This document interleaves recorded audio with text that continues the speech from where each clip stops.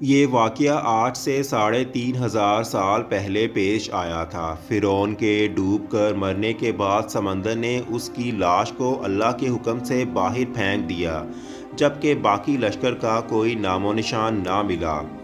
مصریوں میں سے کسی شخص نے ساحل پر پڑی اس کی لاش پہچان کر اہل دربار کو بتایا۔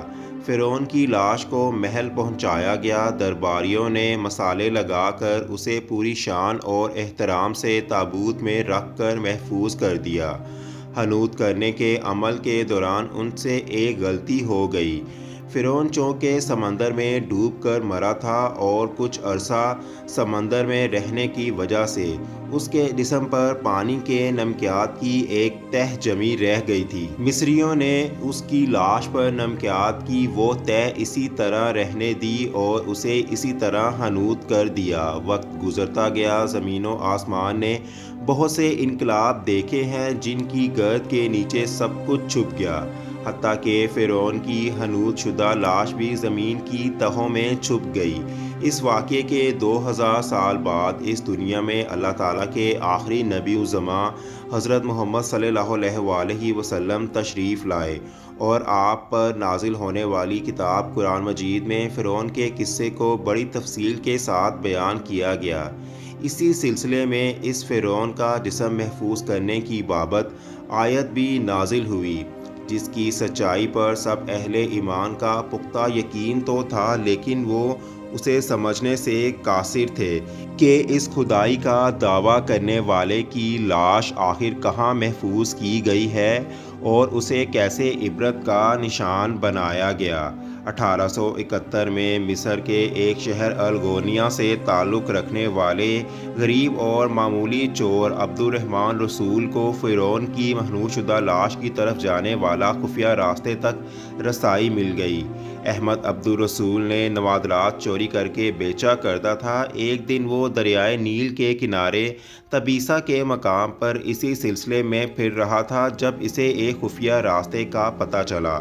وہاں وہ نوادرات کی چوری کے لیے جگہ کھود رہا تھا۔ اسی دوران اسے کچھ لوگوں نے پکڑ لیا اور پولیس کے حوالے کر دیا۔ وہ جس جگہ کو کھود رہا تھا وہاں سے ملنے والے راستے کی جب مسلسل کھدائی کرائی گئی، 1891 کو دوسری ممیوں کے ساتھ اس غرق ہونے والے فرعون کی لاش بھی بالآخر مل گئی۔ اس کے کفن پر سینے کے مقام پر اس کا نام لکھا ہوا تھا۔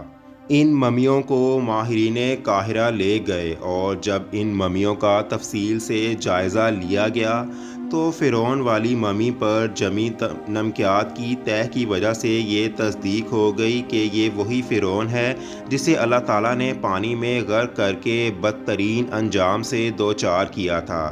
یہ بہت بڑا واقعہ تھا۔ اس کی تصدیق کے لیے دنیا بھر کے ماہرین آثار قدیمہ اور سائنسدان مصر کی طرف چل پڑے۔ مختلف سائنسی ٹیسٹ کرنے کے بعد دنیا بھر کے سائنسدانوں نے یہ تصدیق کر دی کہ دوسری سب لاشوں کی نسبت فرعون کی لاش پر سمندری نمکیات کی تہ جمی ہوئی ہے، لہٰذا اس تصدیق کے بعد اسے فرعون کی لاش قرار دے کر عجائب گھر میں محفوظ کر دیا گیا۔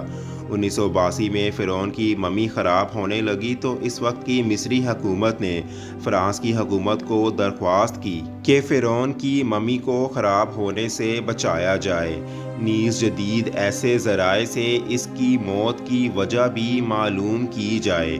چنانچہ مصری اور فرانسیسی حکومت نے مل کر ممی کو فرانس لے جانے کا اہتمام کیا گیا۔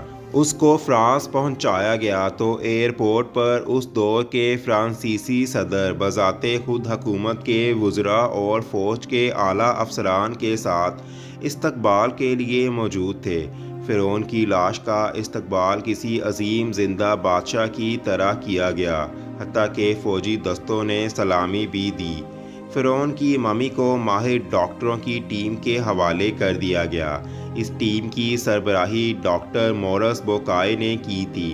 مائکروسکوپک ٹیسٹوں کے ذریعے ممی کے تمام اعضاء کا باریک بینی سے جائزہ لیا گیا تو معلوم ہوا کہ اس کی لاش اور جسم میں سمندری ذرات ابھی تک موجود ہیں، اور موت کی وجہ بھی پانی میں ڈوبنے کی وجہ سے ہوئی تھی۔ ایک بادشاہ کی موت پانی میں ڈوبنے کی وجہ سے ہو، یہ ڈاکٹر مورس کے لیے حیرت کی بات تھی۔ اس نے ممی کے بارے میں مزید جاننے کی کوشش شروع کر دی تو اسے معلوم ہوا کہ اس بادشاہ کی موت کے حالات مسلمانوں کے نبی حضرت محمد صلی اللہ علیہ وآلہ وسلم پر قرآن مجید میں تفصیل سے درج ہیں۔ اسے علم تھا کہ جہاں سے یہ لاش ملی ہے وہ بھی ایک اسلامی ملک ہے۔ چنانچہ تجسس کے ہاتھوں مجبور ہو کر وہ مصر پہنچ گیا اور وہاں کے ایک سائنسدان سے اس نے اس معاملے میں ملاقات کی۔ اس سائنسدان نے قرآن پاک کو کھول کر اسے سورہ یونس کی آیات 90 تا 92 کا ترجمہ لفظ با لفظ سنایا۔ خدائی کا دعویٰ، اس کا پانی میں ڈوب کر مرنا اور پانی سے نکال کر اس کی لاش کا حنوط ہو جانا اور لاش کا گم جانا، اور پھر دوبارہ لاش کا ملنا اور اس کی لاش کو جدید سائنسی دور میں دوبارہ محفوظ کیے جانا، سب کا اشارہ ایک ہی جانب تھا اور وہ بہت واضح تھا کہ تجھے بعد میں آنے والوں کے لیے عبرت کا نشان بنا دوں گا۔